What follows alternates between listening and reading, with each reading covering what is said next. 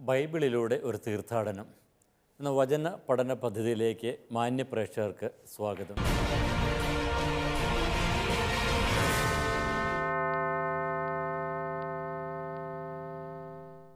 വെളിപാട് ഗ്രന്ഥത്തിലെ 19-ാമത്തെ അധ്യായത്തിലൂടെയാണ് നാം ഇപ്പോൾ കടന്നുപോയിക്കൊണ്ടിരിക്കുന്നത്.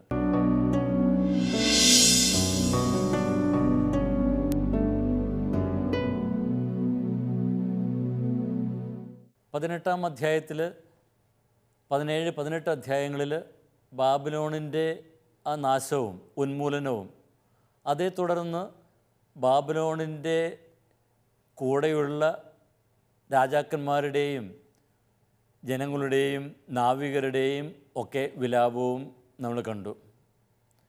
അപ്പോൾ അതിൻ്റെ മറുവശമാണ് 19-ാമത്തെ അധ്യായം മുതൽ നമ്മൾ കാണുന്നത്. അവിടെ ആ ബാബിലോണിൻ്റെ നാശത്തിൽ അവർ വിലപിക്കുന്നെങ്കിൽ ഇവിടെ ദൈവം തന്നെ ജനത്തിനായിട്ട് ന്യായവിധി നടത്തിയതിനെ ഓർത്ത് ദൈവത്തെ സ്തുതിക്കുന്നതാണ് നമ്മൾ ഈ അധ്യായത്തിൽ കാണുന്നത്. ഇപ്പോൾ വെളിപാട് ഗ്രന്ഥത്തിലെ ആ പ്രമേയത്തിൻ്റെ അതിൻ്റെ സമാപന രംഗങ്ങളിലേക്ക് നമ്മൾ എത്തിക്കൊണ്ടിരിക്കുകയാണ്. അപ്പോൾ ദൈവം ഇതുവരെയും ആ തിന്മയുടെ ശക്തികളെ ഓരോന്നോരോന്നായിട്ട് കീഴ്പ്പെടുത്താൻ തുടങ്ങുന്നത് നമ്മൾ കാണുന്നു. ഇനി ദൈവം തൻ്റെ ന്യായവിധി നടപ്പിലാക്കി കഴിയുമ്പോൾ ദൈവജനം ദൈവത്തെ സ്തുതിക്കുന്നതാണ് 19-ാമത്തെ അധ്യായത്തിൽ ആദ്യ ഭാഗത്ത് നമ്മൾ കാണുന്നത്.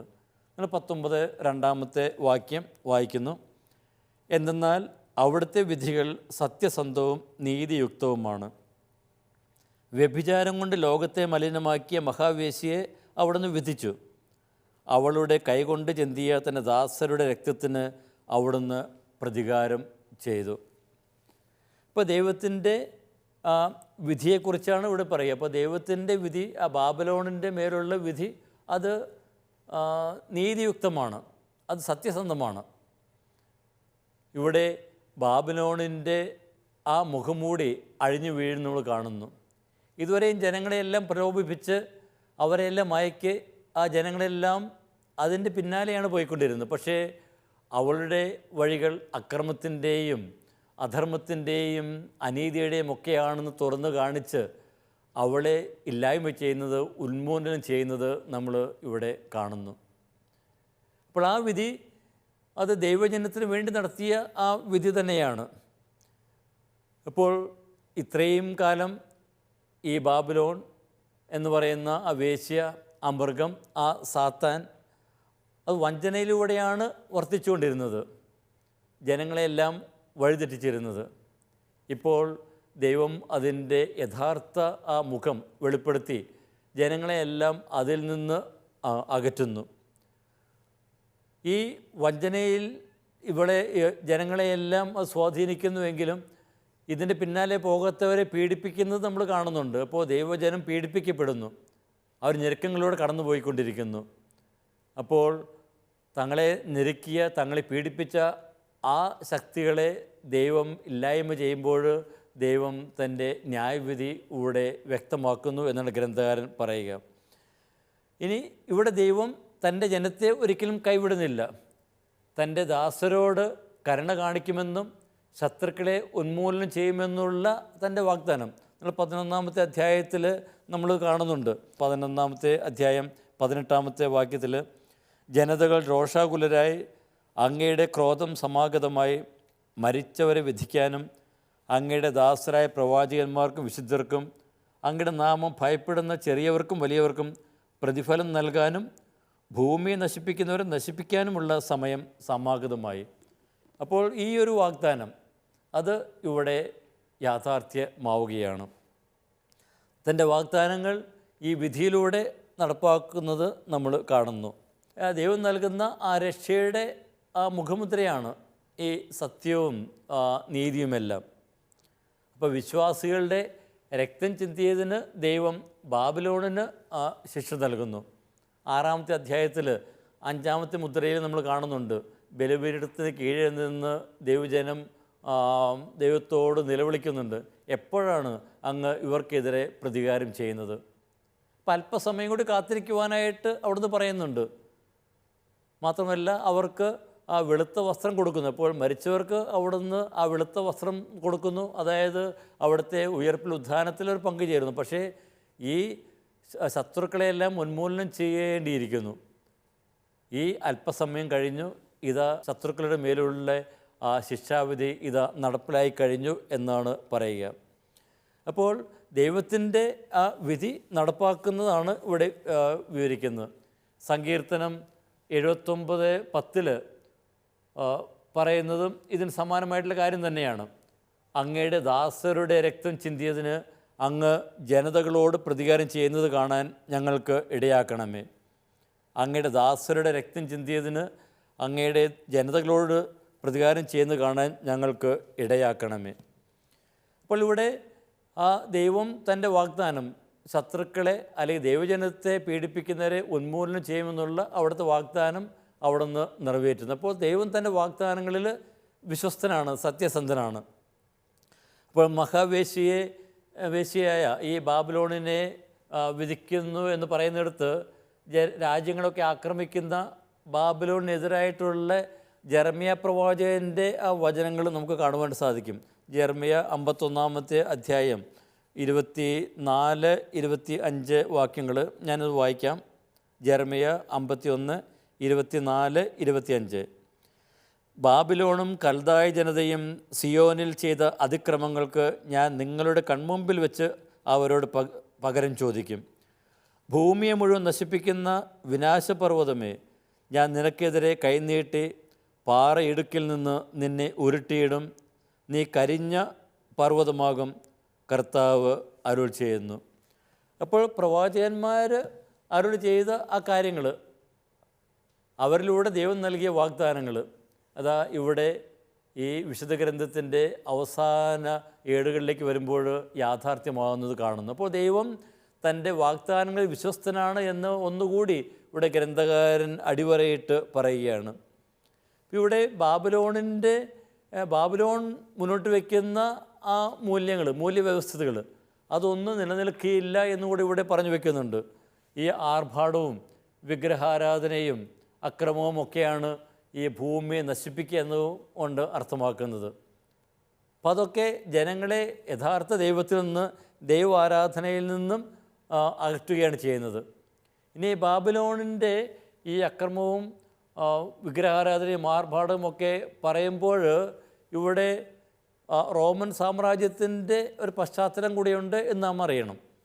അപ്പം അന്ന് തീർച്ചയായിട്ടും ഈ റോമിൻ്റെ ആ ഒരു പശ്ചാത്തലത്തിലാണ് ഈ നഗരത്തെ ബാബിലോൺ എന്ന് പറയുന്ന വേശ്യയെ അവതരിപ്പിക്കുന്നത്. അപ്പോൾ റോമൻ സാമ്രാജ്യം അത് സൗഭാഗ്യം കൊണ്ട് പടുത്തുയർത്തപ്പെട്ടതാണ് എന്നുള്ള ഒരു അവകാശവാദം അന്നൊക്കെ ഉണ്ടായിരുന്നു. അപ്പോൾ ബാബിലോണിനെതിരായിട്ടുള്ള വിധി പ്രഖ്യാപിക്കുമ്പോൾ ഈ റോമൻ സാമ്രാജ്യത്തിനെതിരായിട്ടുള്ള ഒരു പ്രഖ്യാപനം തന്നെയാണ്. ഇപ്പോൾ ബാബിലോണിനെതിരായിട്ടുള്ള ഈ അവളുടെ അനീതികൾക്കും അക്രമത്തിനെതിരായിട്ടുമൊക്കെ ദൈവത്തിൻ്റെ വിധി പ്രഖ്യാപിക്കുന്നു പറയുമ്പോൾ, അവളെ ഉന്മൂലനം ചെയ്യുന്നു എന്ന് പറയുമ്പോൾ അതിന് സമാന്തരമായിട്ട് ഉള്ള ഒരു സന്ദേശം കൂടിയുണ്ട്.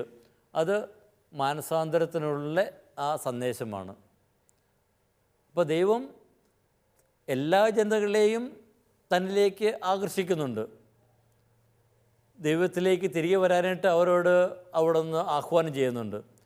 പക്ഷേ അവിടുത്തെ ഈ ആഹ്വാനങ്ങൾ നിരന്തരമായിട്ട് തിരസ്കരിക്കപ്പെടുമ്പോൾ, അത് നിഷേധിക്കപ്പെടുമ്പോഴാണ് ദൈവം അവർക്കെതിരെ തിരിയുന്നത്. അപ്പോൾ തൻ്റെ ആഹ്വാനങ്ങൾ തുടർച്ചയായി നിരസിക്കപ്പെടുമ്പോഴാണ് ദൈവം നടപ്പാക്കുന്നത്. ഇനി ഈ വിധി നടപ്പാക്കുന്നതോ അത് ദൈവം തന്നെ നേരിട്ട് തിന്മയ്ക്കെതിരെ തിരികെയല്ല. ഇവിടെ വെളിപാട് ഗ്രന്ഥത്തിൽ വ്യത്യസ്തമായിട്ടുള്ള വിവരണങ്ങളാണ് നമ്മൾ കാണുക. തിന്മയ്ക്കെതിരെ തിരിയുന്നതായിട്ട് നമ്മൾ കാണുന്നുണ്ട്. ഉദാഹരണത്തിന് 17-ാം അധ്യായത്തിൽ 16-ാമത്തെ വാക്യത്തിൽ മൃഗവും രാജാക്കന്മാരും ബാബിലോണിനെതിരെ തിരിയുന്നത് നമ്മൾ കാണുന്നുണ്ട്. വെളിപാട് 17-16 നമുക്ക് അതിലേക്ക് ഒന്ന് വരാം.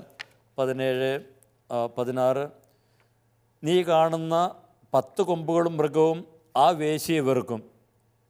നമ്മളറിയണം, ഈ ബാബിലോണും ഈ മൃഗവുമൊക്കെ ഒറ്റക്കെട്ടായിട്ട് നിന്നിരുന്നവരാണ്. ഇനി ഇപ്പോൾ ഈ അവസാന സമയം വന്നപ്പോൾ അവർ തമ്മിൽ അവരുടെ ഇടയിൽ തന്നെ ആ സംഘർഷമാണ്.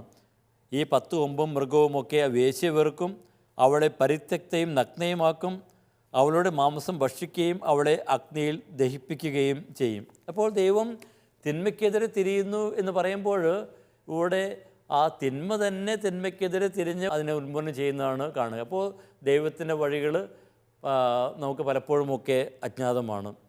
അപ്പോൾ ആർഭാടത്തിൻ്റെ പിന്നാലെ പോകുന്ന ആ സമൂഹമൊക്കെ കത്തിച്ചാമ്പലായി പോകുന്നതും നമ്മൾ ഇവിടെ കാണുന്നു.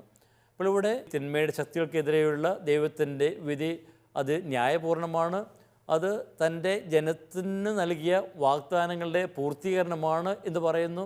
ഇനി ദൈവം നടത്തിയ ആ വിധി ആ തിന്മയുടെ ശക്തികൾ ഉന്മൂലനം ചെയ്യുന്നതിൻ്റെ കാരണം അവർ തൻ്റെ ആഹ്വാനമനുസരിച്ച് മാനസാന്തരത്തിലേക്ക് വരാത്തത് കൊണ്ടാണ് എന്ന ധ്വനി കൂടി ഇവിടെയുണ്ട്. നമുക്കിനി അടുത്ത വാക്യത്തിലേക്ക് കടക്കാം. 3-ാമത്തെ വാക്യം. രണ്ടാമതും അവർ പറഞ്ഞു, ഹല്ലേലൂയ, അവളിൽ നിന്ന് പുക എന്നും എന്നേക്കും ഉയർന്നുകൊണ്ടിരിക്കുന്നു. ഇപ്പോൾ വീണ്ടും ആ ഹല്ലേലൂയ ഗീതം നമ്മൾ കേൾക്കുന്നു. ഇപ്പോൾ ഇവിടെ ആ ഹല്ലേലൂയ ഗീതം ആലപിക്കുന്നതിൻ്റെ ഒരു കാരണം ബാബിലോണിൽ നിന്ന് ഇതാ ആ പുക, അവൾ കത്തിയെരിയുന്ന പുക ഇതാ എന്നും എന്നേക്കും ഉയർന്നുകൊണ്ടിരിക്കുന്നു എന്നാണ്. ഇപ്പോൾ ഇവിടെ ഈ ബാബിലോൺ കത്തി നശിക്കുമ്പോൾ 18-ാമത്തെ അധ്യായത്തിൽ അവരുടെ കൂടെ ഉണ്ടായിരുന്നവർ വിലപിക്കുന്നു കാണുന്നുണ്ട്. പക്ഷേ ഇവിടെ ആകട്ടെ ദൈവജനം അതിൽ ആഹ്ലാദിക്കുകയാണ്. ഈ എന്നും എന്നേക്കും ഉയർന്നുകൊണ്ടിരിക്കുമെന്ന് പറയുമ്പോൾ അവളുടെ വിധി ആത്യന്തികമാണ് എന്നാണ്, അവളുടെ നിത്യനാശം തന്നെയാണ് ഇത് അർത്ഥമാക്കുന്നത്. അപ്പോൾ ഈ എന്നേക്കുമുള്ള ഈ നാശത്തെക്കുറിച്ച് പറയുമ്പോൾ ഇവിടെ എടുത്തിരിക്കുന്ന ആ പ്രതീകങ്ങൾ അത് വീണ്ടും പഴയ നിയമത്തിൽ ഏശയ്യായുടെ പുസ്തകത്തിൽ എടുത്തിരിക്കുന്ന ചില പ്രതീകങ്ങൾ തന്നെയാണ്. ഏശയ്യായുടെ പുസ്തകം 34-ാമത്തെ അധ്യായത്തിൽ 9-ാമത്തെ വാക്യത്തിൽ ഇതിന് സമാനമായിട്ടുള്ള വിവരണം പ്രതീകങ്ങൾ നമുക്ക് കാണുവാനായിട്ട് സാധിക്കും. നമുക്ക് വായിക്കാം. ഏശയ്യ 34:9. ഏദോമിലെ നദികൾ കീലും അവളുടെ മണ്ണ് ഗന്ധകവും അവളുടെ ദേശം കത്തുന്ന കീലും ആയി മാറും. രാവും പകലും അത് കെടാതെ എരിയും, അതിൻ്റെ പുക എന്നും ഉയർന്നുകൊണ്ടിരിക്കും. തലമുറകളോളം അത് ശൂന്യമായി കിടക്കും, ആരും ഇനിയൊരിക്കലും അതിലൂടെ കടന്നു പോവുകയില്ല. അപ്പോൾ ഏദോമിൻ്റെ ആ നാശത്തെക്കുറിച്ചാണ് പറയുക. അപ്പോൾ ദൈവജനത്തെ പീഡിപ്പിക്കുന്ന ആ ജനത്തെ ദൈവം വിധിക്കുന്നതും അത് നിത്യമായി നശിപ്പിക്കപ്പെടുന്നതും ഒക്കെ അവിടെ പ്രവാചകൻ പറയുന്നു. അപ്പോൾ ആ ഒരു ചിത്രം, ആ പ്രതീകങ്ങൾ, ഇമേജറി എടുത്തുകൊണ്ട് തന്നെയാണ് ഇവിടെ വെളിപാട് ഗ്രന്ഥത്തിൽ ബാബിലോണിൻ്റെ നാശത്തെയും ഇവിടെ അവതരിപ്പിക്കുന്നത്. ഇന്നിവിടെ ഈ ബാബിലോണിൻ്റെ നാശത്തെക്കുറിച്ച് പറയുമ്പോൾ ഞാൻ നേരത്തെ സൂചിപ്പിച്ചതുപോലെ ഇവിടെ അന്നുണ്ടായിരുന്ന ആ റോമാ നഗരത്തിൻ്റെ ആ അവസ്ഥയെക്കുറിച്ച് കൂടിയാണ് ഇത് അവതരിപ്പിക്കുക. ഇപ്പോൾ ബാബിലോൺ നമുക്കറിയാം, അത് റോമിൻ്റെ ഒരു ചിത്രം തന്നെയാണ്. അപ്പം അന്ന് ആ റോമ നഗരത്തെക്കുറിച്ച് പറഞ്ഞിരുന്നത് എന്താണ്? അത് നിത്യനഗരമാണ്, റോമ ഇത്തേർണ, എന്നുമെന്നും നിലനിൽക്കുന്ന ആ ഒരു നഗരം. പക്ഷേ ഇവിടെ പറയുന്നത് എന്താണ്?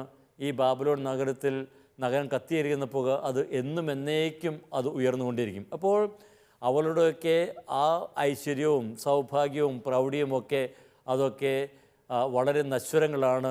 അതിലൊന്നും നാം ആശ്രയം വയ്ക്കരുത്, അതിൻ്റെ പിന്നാലെ പോകരുത് എന്നാണ് ദൈവജനത്തോട് ഇവിടെ പറഞ്ഞു വയ്ക്കുന്നത്. അപ്പോൾ ഇവിടെ ദൈവജനം ഈ നഗരത്തിൻ്റെ നാശം കണ്ട് ദൈവത്തെ സ്തുതിക്കുമ്പോൾ അവർ തീർച്ചയായിട്ടും തങ്ങളൊക്കെ പിഞ്ചെന്ന ആ മൂല്യങ്ങളിൽ അവർ കുറച്ചുകൂടി അഭിമാനം കൊള്ളുകയാണ്. അപ്പോൾ തങ്ങളെയൊക്കെ വശീകരിച്ചുകൊണ്ടിരുന്ന ആ ബാബിലോണിൻ്റെ പ്രൗഢിയും അതിൻ്റെ ഐശ്വര്യമൊക്കെ അത് ഇത്രയേക്കുള്ളൂ. ദൈവത്തിൻ്റെ മുന്നിൽ അത് ഒരിക്കലും അതിന് നിലനിൽപ്പില്ല എന്ന് ജനം ഇവിടെ തിരിച്ചറിയുന്നു. അപ്പോൾ അത് ഓർത്തിട്ടാണ്, അതിനെയൊക്കെ നശിപ്പിക്കുന്ന ഓർത്തിട്ടാണ് ദൈവജനം ഇവിടെ ഹല്ലേലൂയ ഗീതം ആലപിക്കുന്നത്. ഇനി 4-ാമത്തെ വാക്യത്തിലേക്ക് നമുക്ക് കടക്കാം. 4-ാമത്തെ വാക്യം വീണ്ടും അടുത്ത ഗണം ദൈവത്തെ സ്തുതിക്കുന്നത് നമ്മൾ കാണുന്നു. അപ്പോൾ 24 ശ്രേഷ്ഠന്മാരും 4 ജീവികളും ആമേൻ ഹല്ലേലൂയ എന്ന് പറഞ്ഞുകൊണ്ട് സാഷ്ടാംഗം പ്രണമിച്ച് സ്വർഗസ്ഥനായ ദൈവത്തെ ആരാധിച്ചു. ഇപ്പോൾ വീണ്ടും ആ ദൈവത്തെ ആരാധിക്കുന്നതാണ് നമ്മൾ കാണുക. തൻ്റെ ആ ന്യായവിധി നടപ്പിലാക്കിയതിൽ ഉള്ള ആ ആനന്ദം അവരിവിടെ പ്രകടിപ്പിക്കുന്നു. ഇപ്പോൾ ഇവിടെ പ്രത്യക്ഷപ്പെടുന്ന 24 ശ്രേഷ്ഠന്മാർ, 4 ജീവികൾ. അപ്പോൾ അത് വളരെ ശ്രദ്ധേയമായിട്ടുള്ള ഒരു സൂചനയാണ്. ഇപ്പോൾ ഈ ദർശനത്തിൻ്റെ, വെളിപാടിലെ ദർശനത്തിൻ്റെ വളരെ പ്രധാനപ്പെട്ട ഘട്ടങ്ങളിലൊക്കെ ഈ 24 ശ്രേഷ്ഠന്മാരും 4 ജീവികളും വീണ്ടും വീണ്ടും പ്രത്യക്ഷപ്പെടും നമ്മൾ കാണുന്നുണ്ട്. 4-ാമത്തെ അധ്യായത്തിൽ 10-ാമത്തെ വാക്യത്തിലാണ് നമ്മൾ ആദ്യം കാണുക. അവിടെ ദൈവസിംഹാസനസ്ഥനായ ദൈവത്തിൻ്റെ ചിത്രമാണ് നമ്മളവിടെ കാണുന്നത്. അപ്പോൾ അവിടെ 10-ാമത്തെ വാക്യത്തിൽ 4-ാം അധ്യായം, 24 ശ്രേഷ്ഠന്മാർ സിംഹാസനസ്ഥൻ്റെ മുമ്പിൽ വീണ് എന്നും എന്നേക്കും ജീവിക്കുന്നവനെ സാഷ്ടാംഗം പ്രണമിക്കുകയും തങ്ങളുടെ കിരീടങ്ങൾ സിംഹാസനത്തിന് മുമ്പിൽ വെച്ച് കൊണ്ട് ഇങ്ങനെ പറയുകയും ചെയ്തു. പിന്നെ തുടർന്ന് 4 ജീവികളെക്കുറിച്ച് പറയുന്നുണ്ട്. അപ്പോൾ അവിടെ സിംഹാസനസ്ഥനായ ദൈവത്തെക്കുറിച്ചാണ് പറയുക. പിന്നെ അതുപോലെ തന്നെ 5-ാമത്തെ അധ്യായത്തിൽ കുഞ്ഞാടിനെക്കുറിച്ചും ഇവിടെ പറയുന്നത് നമ്മൾ കാണുന്നുണ്ട്. 5-ാമത്തെ അധ്യായത്തിൽ 6-ാമത്തെ വാക്യത്തിൽ കുഞ്ഞാടിനെ അവതരിപ്പിക്കുന്നു. കൊല്ലപ്പെട്ടതുപോലെ നിൽക്കുന്ന കുഞ്ഞാടിനെ കാണിക്കുന്നു. 8-ാമത്തെ വാക്യത്തിൽ പറയുന്നു, അവൻ ചുരുളെടുത്തപ്പോൾ 4 ജീവികളും 24 ശ്രേഷ്ഠന്മാരും കുഞ്ഞാടിന് മുമ്പിൽ സാഷ്ടാംഗം പ്രണമിച്ചു എന്ന്. അപ്പോൾ അവിടെ ആ കുഞ്ഞാടിനെ അവതരിപ്പിക്കുമ്പോൾ വീണ്ടും ഈ 4 ജീവികൾ ഒക്കെ പ്രത്യക്ഷപ്പെടുന്നുണ്ട്. വീണ്ടും 7-ാമത്തെ അധ്യായത്തിലേക്ക് വരുമ്പോൾ, ഇപ്പോൾ 7-ാമത്തെ അധ്യായത്തിൽ ഇവിടെ ആദ്യത്തെ ആ മുദ്രകളുടെ ആ സപ്തഗണം അവതരിപ്പിച്ച് കഴിഞ്ഞ് അതിന് ഇടവേളയായിട്ടാണ് 7-ാമത്തെ അധ്യായത്തിൽ ഉള്ള ആ വിവരണം. അവിടെ 11-ാമത്തെ വാക്യത്തിൽ വീണ്ടും നമ്മൾ കാണുന്നു, ദൂതന്മാരെല്ലാം സിംഹാസനത്തിനും ശ്രേഷ്ഠന്മാർക്കും 4 ജീവികൾക്കും ചുറ്റും നിൽക്കുന്നതായിട്ട് അവിടെ കാണുന്നുണ്ട്. പിന്നെ 11-ാമത്തെ അധ്യായത്തിൽ 2-ാമത്തെ സപ്തഗണത്തിൻ്റെ അവസാനം 7-ാമത്തെ കാഹളം മുഴക്കുമ്പോൾ 16-ാമത്തെ വാക്യത്തിൽ ദൈവസന്നിധിയിൽ സിംഹാസനങ്ങളിലിരിക്കുന്ന 24 ശ്രേഷ്ഠന്മാർ കമിഴ്ന്നു വീണ് ദൈവത്തെ ആരാധിച്ചുകൊണ്ട് പറയുന്നു. അപ്പോൾ വീണ്ടും 19-ാമത്തെ അധ്യായത്തിലും ഈ 24 ശ്രേഷ്ഠന്മാരെയും 4 ജീവികളെയും ഒക്കെ കാണുന്നു. അപ്പോൾ വെളിപാടിലെ വളരെ പ്രധാനപ്പെട്ട ഘട്ടങ്ങളിലാണ് ഇവരുടെ സാന്നിധ്യം നമ്മൾ കാണുന്നത് എന്ന് സൂചിപ്പിച്ചു എന്ന് മാത്രം. ഇനി വീണ്ടും ഇവിടെ ആമേൻ ഹല്ലേലൂയ എന്നുള്ള ആ സ്തുതികീർത്തനം ഇവിടെ കേൾക്കുന്നു. അപ്പോൾ ആമേൻ എന്ന് പറയുമ്പോൾ ഇതിനു മുമ്പ് പറഞ്ഞതെല്ലാം അത് സത്യമാണ്, ശരിയാണ് എന്നാണ് അർത്ഥമാക്കുക. ആമേൻ, യെസ് എന്നുള്ള ഒരു അർത്ഥത്തിൽ. അപ്പോൾ ഹല്ലേലൂയ എന്നത് വീണ്ടും ഇതിന് അടിവരയിടുന്നതായിട്ട് കാണാം.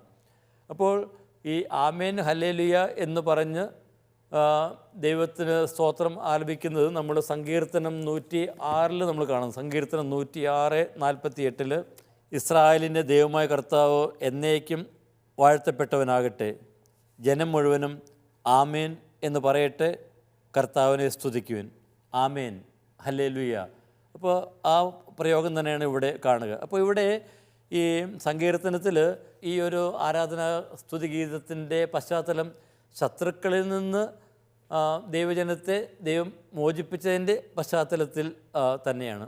അപ്പോൾ ഇവിടെയും ആ ഒരു ആശയം തന്നെ എടുത്തുകൊണ്ടാണ് ഇവിടെ ആമേൻ ഹല്ലേലൂയ എന്ന് പറയുക. അപ്പോൾ ദൈവം തൻ്റെ ജനത്തിന് വേണ്ടിയിട്ട് ന്യായവിധി നടത്തുന്നു, ശത്രുക്കളെയെല്ലാം ഉന്മൂലനം ചെയ്യുന്നു. അപ്പോൾ ദൈവത്തിൻ്റെ വാഗ്ദാനങ്ങൾ പഴയ നിയമത്തിൽ പ്രവാചക ഗ്രന്ഥങ്ങളുടെ മറ്റ് ഗ്രന്ഥങ്ങളിലൂടെ എല്ലാം ദൈവം വീണ്ടും വീണ്ടും ആവർത്തിക്കുന്ന ആ ഒരു വാഗ്ദാനം അത് ഇവിടെ നിവൃത്തിയാകുന്നു. ദൈവം വിശ്വസ്തനാണ്, അവിടുന്ന് സത്യസന്ധനാണ് എന്ന് നമ്മൾ കാണുന്നു. അപ്പോൾ ഈ വെളിപാട് ഈ ഭാഗത്ത് ദൈവത്തിൻ്റെ ആ വിശ്വസ്തത വീണ്ടും വീണ്ടും ജനത്തെ ഓർമ്മപ്പെടുന്നു. എന്തുകൊണ്ടാണ് ഈ ദൈവത്തിൻ്റെ വിശ്വസ്തതയെക്കുറിച്ച് വീണ്ടും വീണ്ടും ജനത്തെ ഓർമ്മപ്പെടുത്തുന്നത്? തങ്ങളുടെ ആരാധന സമൂഹത്തിന് തങ്ങളുടെ പീഡനങ്ങളിൽ, ഞെരുക്കങ്ങളിൽ വിശ്വസ്തയോടെ പിടിച്ചു നിൽക്കുവാനായിട്ടാണ്. അപ്പോൾ തങ്ങളുടെ ഞെരുക്കങ്ങളിൽ ദൈവം ഒരിക്കലും അവരെ കൈവിടുകയില്ല. ദൈവം തീർച്ചയായിട്ടും തൻ്റെ വിധി നടപ്പാക്കും, ശത്രുക്കളെയെല്ലാം ഉന്മൂലനം ചെയ്യും എന്നുള്ള കാര്യം വീണ്ടും വീണ്ടും അടിവരയിട്ട് പറയുകയാണ് ചെയ്യുന്നത്. ഇനി സിംഹാസനസ്ഥനായ ദൈവത്തെക്കുറിച്ചാണ് ഇവിടെ പറയുക. അപ്പോൾ സിംഹാസനസ്ഥനായ ദൈവത്തെക്കുറിച്ച് പറയുന്നത് എന്തിനാണ്? വീണ്ടും അവരെ ഓർമ്മപ്പെടുത്താനായിട്ട് സിംഹാസനസ്ഥൻ ഭരിക്കുന്നവൻ ദൈവം മാത്രമാണ്. നമ്മൾ 4-ാമത്തെ അധ്യായത്തിലൊക്കെ നമ്മൾ കണ്ടിരുന്നു, ദൈവത്തെ സിംഹാസനസ്ഥനായിട്ട് അവതരിപ്പിക്കുന്നതിൻ്റെ പശ്ചാത്തലം റോമൻ ചക്രവർത്തി ആ സിംഹാസനത്തിൽ ഭരണം നടത്തുന്നതിൻ്റെ ആ ഒരു പശ്ചാത്തലത്തിലാണ്. അപ്പോൾ യഥാർത്ഥത്തിൽ ഈ ലോകത്തിൽ പ്രപഞ്ചത്തിൽ ഭരണം നടത്തുന്നത് ഭൗമിക ശക്തികളൊന്നുമല്ല, ദൈവം തന്നെയാണ്. ദൈവമാണ് യഥാർത്ഥ ഭരണകർത്താവ്, രാജാവ് എന്നുള്ള കാര്യമാണ് ഇവിടെ വീണ്ടും വീണ്ടും അടിവരയിടുന്നത്. അപ്പോൾ പ്രപഞ്ചനാഥൻ ദൈവം മാത്രമാണ്. അപ്പോൾ ആ ഒരു വിശ്വാസം ആരാധന സമൂഹത്തിൻ്റെ മനസ്സിലേക്ക് ഗ്രന്ഥകാരൻ ഇവിടെ പകർന്ന് നൽകുകയാണ്. അപ്പോൾ ഇവിടെ ആ നഗരത്തിൻ്റെ നാശം വ്യത്യസ്തമായിട്ടുള്ള പ്രതികരണങ്ങൾ ഉളവാക്കുന്ന നമ്മൾ കണ്ടു കഴിഞ്ഞു. ആ നഗരത്തിൻ്റെ കൂടെ നിൽക്കുന്നവർ, അവളുമായിട്ട് ഇടപഴകിയവർ ഇവളുടെ നാശത്തിൽ വിലപിക്കുന്നു. എന്നാൽ പീഡിപ്പിക്കപ്പെട്ട ദൈവജനമാകട്ടെ ഈ ദൈവം തൻ്റെ വിധി നടപ്പിലാക്കിയതിൽ ദൈവജനം ആനന്ദിക്കുന്നു. ഇപ്പോൾ ദൈവജനത്തിൻ്റെ ആനന്ദം ഇവിടെ എടുത്തു പറയുന്നതിൻ്റെ ആ ഒരു കാരണം എന്താണ്? തീർച്ചയായിട്ടും ആരാധന സമൂഹത്തെ ലക്ഷ്യം വെച്ചുകൊണ്ട് തന്നെയാണ്. ഇപ്പോൾ വായനക്കാരിലും ഇതുപോലെ വ്യത്യസ്തങ്ങളായിട്ടുള്ള വികാരങ്ങൾ ഒക്കെ ഉളവാകാം, സമ്മിശ്ര വികാരങ്ങൾ ഒക്കെ ഉളവാകാം. ഇവിടെ ഉദാഹരണത്തിന് സ്മിർണയിൽ പീഡിപ്പിക്കപ്പെട്ട ജനത്തിന് ദൈവം തൻ്റെ വാഗ്ദാനങ്ങളിൽ വിശ്വസ്തനാണെന്നുള്ള ആ തിരിച്ചറിവ് തങ്ങളുടെ ആ ഞെരുക്കങ്ങളിൽ, തങ്ങളുടെ സഹനങ്ങളിൽ പിടിച്ചു നിൽക്കുവാനായിട്ട് ഉള്ള ശക്തി തരുന്നു. അപ്പോൾ അവർക്ക് ഇത് കൂടുതൽ ആ ദൈവത്തോട് വിശ്വസ്ത പുലർത്താനായിട്ടുള്ള ഒരു കാരണമായിട്ട് മാറുന്നു.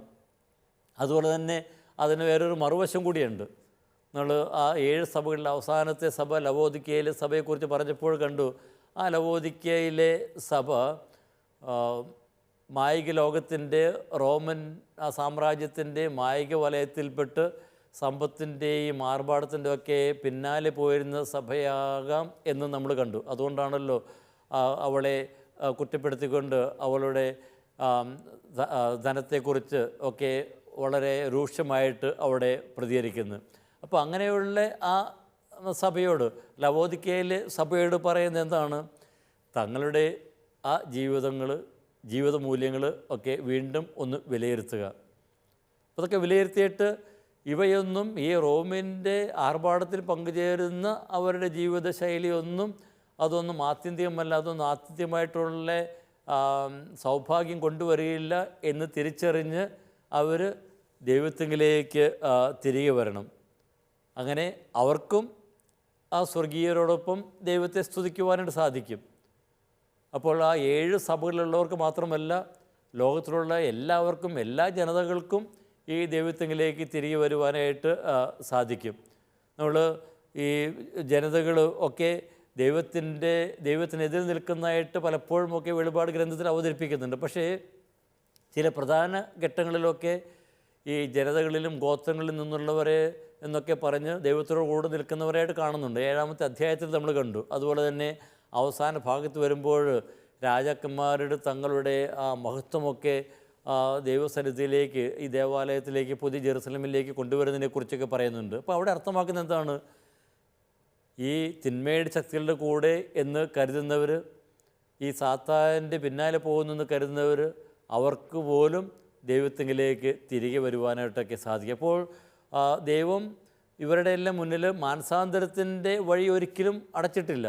അപ്പോൾ ദൈവത്തിൻ്റെ ആ വിധി അത് തിരിച്ചറിഞ്ഞ്, ഈ തിന്മയുടെ ശക്തികൾക്ക് നേരെയുള്ള ആ വിധി തിരിച്ചറിഞ്ഞ് ആ നന്മയുടെ പാതയിലേക്ക് കടന്നു വരുവാനായിട്ട് ഏവർക്ക് സാധിക്കും. അപ്പോൾ വെളിപാട് ഗ്രന്ഥം ഈ തിന്മയുടെ ഉന്മൂലനത്തെക്കുറിച്ച് പറയുമ്പോൾ തൻ്റെ ജനത്തിന് അവിടുന്ന് തൻ്റെ വാഗ്ദാനങ്ങൾ നിറവേറ്റി കൊടുക്കുന്നത് പറയുമ്പോൾ ഇവിടെ എല്ലാവർക്കും, ഈ ആരാധന സമൂഹത്തിനും അതോടൊപ്പം തന്നെ ലോകത്തിലുള്ള എല്ലാ ജനതകൾക്കും കൊടുക്കുന്ന സന്ദേശം ഇതാണ്: മാനസാന്തരപ്പെട്ട് ദൈവത്തിലേക്ക് തിരികെ വന്നാൽ തീർച്ചയായിട്ടും ദൈവം നൽകുന്ന ആ സൗഭാഗ്യത്തിൽ അവർക്കും പങ്കുചേരുവാനായിട്ടൊക്കെ സാധിക്കും. നമുക്കിനി അടുത്ത വാക്യത്തിലേക്ക് നമുക്കൊന്ന് കടക്കാം. 5-ാമത്തെ വാക്യം: സിംഹാസനത്തിൽ നിന്ന് ഒരു സ്വരം പുറപ്പെട്ടു, ദൈവത്തിൻ്റെ ദാസരും അവിടുത്തെ ഭയപ്പെടുന്നവരും ചെറിയവരും വലിയവരുമായ എല്ലാവരും നമ്മുടെ ദൈവത്തെ സ്തുതിക്കുവിൻ. ഇപ്പോൾ നമ്മൾ അടുത്ത ഭാഗം 5-ാമത്തെ വാക്യം മുതൽ നമ്മൾ അടുത്ത ഭാഗത്തേക്ക് കടക്കുകയാണ്. അപ്പോൾ സ്വർഗീയ വിരുദിനെക്കുറിച്ചാണ് പറയുക. അപ്പോൾ സിംഹാസനത്തിൽ നിന്ന് ഒരു സ്വരം പുറപ്പെട്ടു.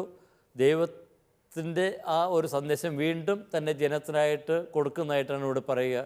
വീണ്ടും ഇവിടെ ഹല്ലേലൂയ ഗീതം ആലപിക്കാൻ നമ്മൾ കാണുന്നുണ്ട്. അപ്പോൾ നമ്മൾ ഇനി ഇതിനെക്കുറിച്ചുള്ള കാര്യം നമുക്ക് അടുത്ത ക്ലാസ്സിലേക്ക് നമുക്ക് മാറ്റിവെക്കാം. ഇപ്പോൾ ഇവിടെ ഇത്രയും നേരം നമ്മൾ കണ്ടത് ദൈവം തൻ്റെ വാഗ്ദാനങ്ങളിൽ വിശ്വസ്ത പുലർത്തിക്കൊണ്ട് ശത്രുക്കളെ അല്ലെങ്കിൽ തിന്മയുടെ ശക്തികളെ ബാബിലോൺ എന്ന് പറയുന്ന വേശ്യയെ വിധിക്കുന്നതും അതോടൊപ്പം തന്നെ തൻ്റെ ജനത്തിന് നൽകിയ അവിടുത്തെ വാഗ്ദാനങ്ങൾ അവിടുന്ന് പൂർത്തിയാക്കുന്നതുമാണ്. അപ്പോൾ തൻ്റെ ജനത്തിനു വേണ്ടി, ആരാധന സമൂഹത്തിന് വേണ്ടി ആണ് ഈ ഒരു സന്ദേശം അവിടുന്ന് നൽകുക.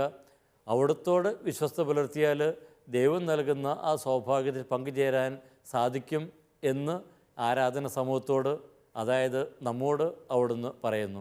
അപ്പോൾ ഈ ദൈവം നൽകുന്ന ആ സൗഭാഗ്യത്തിന് അർഹരാകത്തക്ക വിധം ജീവിക്കുവാനായിട്ട് നമുക്ക് സാധിക്കട്ടെ എന്ന് നമുക്ക് പ്രാർത്ഥിക്കാം.